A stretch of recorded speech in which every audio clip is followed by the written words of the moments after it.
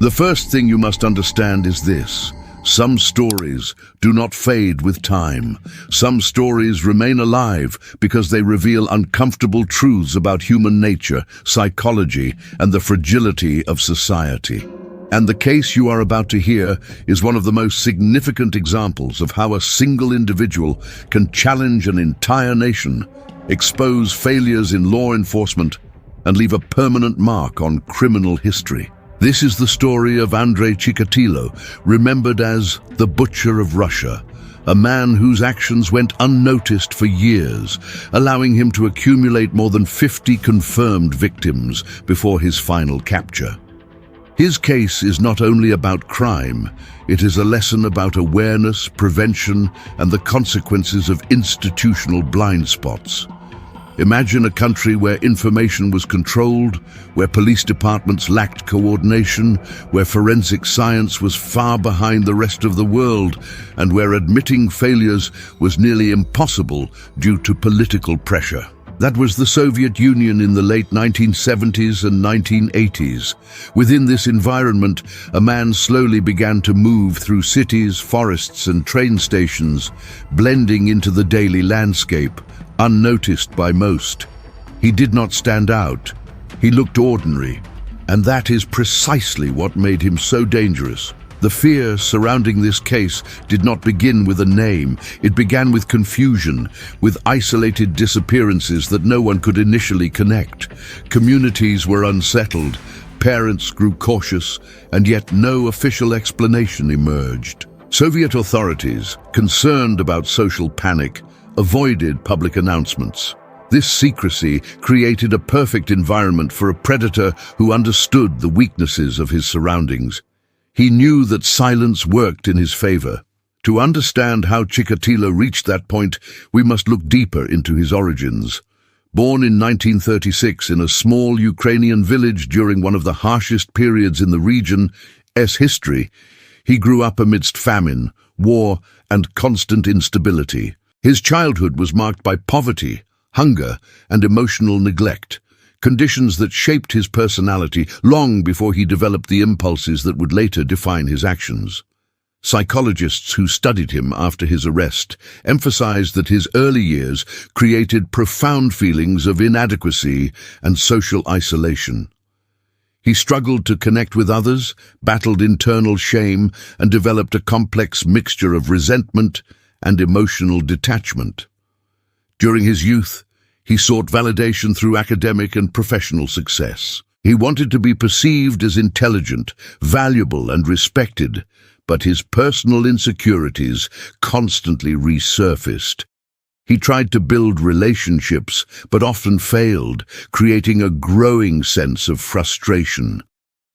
Instead of receiving proper psychological help that could have changed the trajectory of his life, he remained untreated, misunderstood, and increasingly disconnected from reality.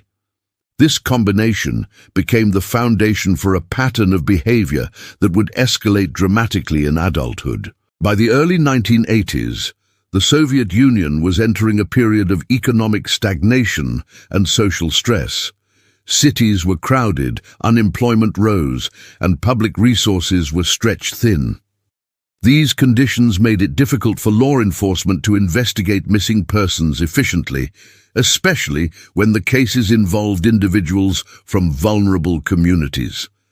Meanwhile, Chikatilo had mastered the ability to appear calm, polite, and harmless.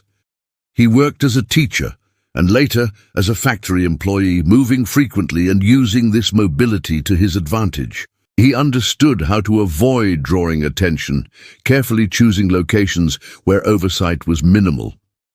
Investigators later admitted that one of their biggest challenges was the lack of communication between different police departments. Each region stored its own records, each investigator worked separately, and sharing information required layers of bureaucratic approval. This fragmentation allowed Chikatilo to operate across various areas without being immediately detected. Cases that should have been connected remained isolated, creating a puzzle that no one could solve for years.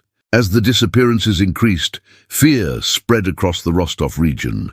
Rumors circulated, communities organized informal watch groups, and parents became more vigilant.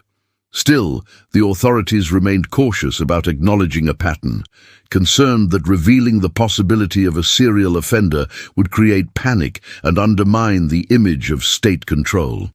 This hesitation allowed the pattern to grow.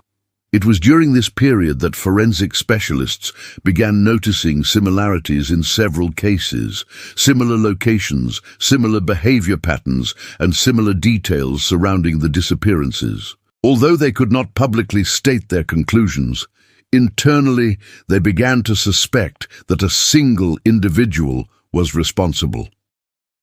Chikatilo continued to move through towns with a deceptive calmness. He rode trains, walked through bus stations, and observed crowds, identifying individuals who appeared isolated or unprotected. What made him particularly dangerous was his patience. He studied environments, adapted his behavior, and avoided leaving obvious traces. Investigators later concluded that his method was not driven by chaos, but by strategy. He was aware of investigative weaknesses, aware of the limitations of Soviet policing, and aware of how to exploit them. Eventually, a specialized investigation team was formed, incorporating criminal profilers, forensic scientists, and experienced detectives, an unusual approach for the Soviet Union at the time. One of the most important breakthroughs came from the psychological profile developed by Dr. Alexander Bukhanovsky, a respected psychiatrist who analyzed the case meticulously. Bukhanovsky described the offender as someone intelligent, socially awkward, emotionally repressed, and deeply traumatized, details that matched Chikatilo remarkably well. This profile guided the investigation in a new direction, giving detectives a clearer idea of the type of individual they were searching for. The turning point came in 1990, when a young woman was found near a wooded area outside Rostov.